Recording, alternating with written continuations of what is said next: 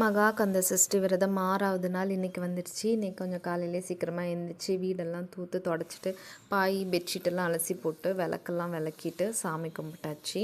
பாலும் ஆப்பிளும் வச்சு சாமி கும்பிட்டேன். என் பசங்களும் நாங்களும் இன்றைக்கி விரதம் இருக்க போகிறேன்னு சொன்னாங்க.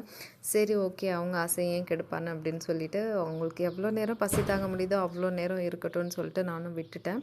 குளிச்சுட்டு வந்து சாமி கும்பிட்டு பால் பழம் மட்டும் குடித்தாங்க.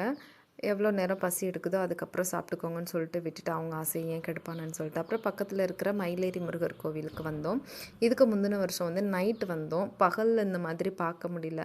எனக்கு பகலில் பார்க்கணும் அப்படின்ட்டு ஒரு ஆசை. அதனால் இந்த வட்டம் மத்தியானமே வந்துட்டேன். ஃப்ரீயாக இருந்தது.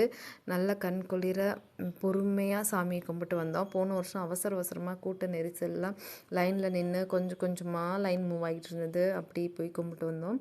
இந்த வருஷம் வந்து பார்த்திங்கன்னா நல்லா பொறுமையாக நின்று சாமி கும்பிட்டு வந்தாச்சு. இங்கே சித்தர் பக்கத்தில் வந்து பார்த்திங்கன்னா குட்டி குட்டி கல்லை அந்த மாதிரி அடுக்கி வச்சுருந்தாங்க. நிறைய இடத்துல அடுக்கி வச்சுருந்தாங்க. நான் போகும்போது ஒருத்தவங்க அடுக்கிட்டு இருந்தாங்க. எதுக்குக்கா இப்படி அடிக்கிறீங்க அப்படின்னு கேட்டேன். வீடு கட்டணும்னு நினச்சிட்டு நம்ம இதை அடுக்கி வச்சோன்னா வீடு கட்டுவோம் அப்படின்ட்டு ஒரு நம்பிக்கைன்னு சொன்னாங்க. தெரியல, நைட்டு இதுக்கு முன்னாடி உள்ள வருஷம் நைட்டு போனதுனால என் கண்ணில் படலையோ என்னவோ இந்த வருஷம் பட்டது. பசங்களுக்கு பிரசாதம் வாங்கி கொடுத்துட்டேன். பெரியவன் நான் சாப்பிட்லன்னா பரவாயில்லடா விரதம் இருந்தாலும் கோவில் பிரசாதம் சாப்பிட்லான்னு சொல்லிட்டு சாப்பிட வச்சுட்டு வீட்டுக்கு வந்துட்டோம். அப்புறம் ஈவினிங் வந்து பார்த்திங்கன்னா நான் இந்த வருஷம் தான் திருச்செந்தூரில் நடக்கிற சூரசம்ஹாரம் டிவியில் பார்த்தேன். நேர்லையும் இந்த வருஷம்தான் பார்த்தேன்.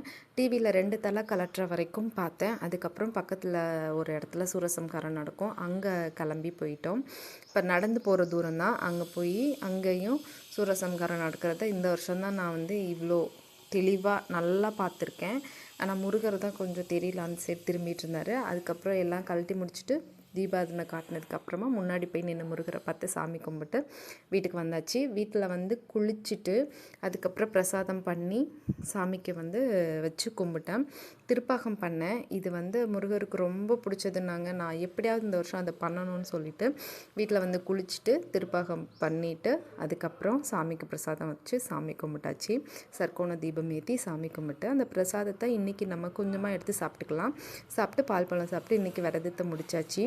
நாளைக்கு திருக்கல்யாணம் பார்த்துட்டு தான் விரதத்தை பூர்த்தி செய்யணும். வெற்றிவேல் முருகனுக்கு அரோகரா.